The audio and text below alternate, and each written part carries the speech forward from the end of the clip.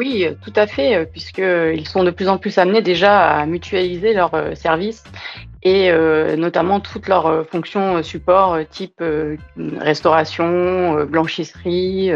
et cetera et que ce regroupement en fait, de services et de fonctions support, entraîne de nombreuses problématiques de TVA notamment et aussi au niveau éventuellement de l'impôt, sur les sociétés et qu'également au sein de ces établissements, on a beaucoup, de questions sur, les taux de TVA applicables et aussi les exonérations de TVA et donc corrélativement, des problématiques sur, la TVA déductible et la TVA qui peut donc être effectivement déduite. Et puis il faut aussi dire que, petit à petit, c'est des établissements qui avant étaient un petit peu en dehors du champ du contrôle, de l'administration fiscale et que, petit à petit, eh bien l'administration fiscale est amenée, de plus en plus à contrôler, ce type, d'établissement et à s'assurer que, justement les règles, de TVA, qui ont été appliquées,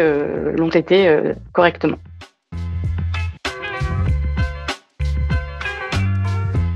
Alors tout d'abord, la première chose, le premier réflexe à avoir en cas de contrôle fiscal, c'est peut-être d'identifier, lorsqu'on a l'avis de contrôle, les points qui sont susceptibles de poser difficulté pour pouvoir déjà préparer en amont un argumentaire et une justification de ces points qui pourraient attirer l'attention de l'administration fiscale. Et puis la deuxième chose à faire, c'est surtout de bien s'assurer qu'au cours du contrôle, on garde un dialogue serein et soutenu avec le vérificateur parce que c'est toujours plus facile en amont de lui apporter des explications avant qu'il se forge son opinion plutôt que a posteriori, une fois que le contrôle est terminé, d'apporter les éléments justificatifs qui pourraient contrer cette première analyse.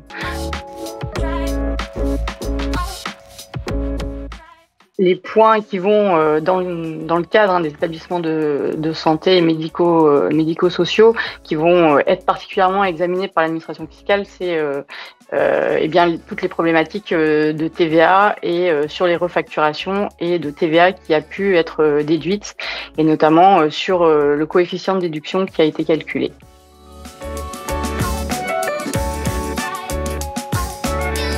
Oui, en cas de contrôle fiscal, c'est particulièrement important, je pense, de faire intervenir à la fois le comptable qui a pu effectivement suivre et gérer de près la comptabilité de la structure et également un fiscaliste qui sera en mesure de comprendre les tenants et les aboutissants des questions qui sont posées par l'administration fiscale et de pouvoir dialoguer avec elle dans un langage qui lui est familier et de pouvoir lui apporter les réponses précises à ces questions.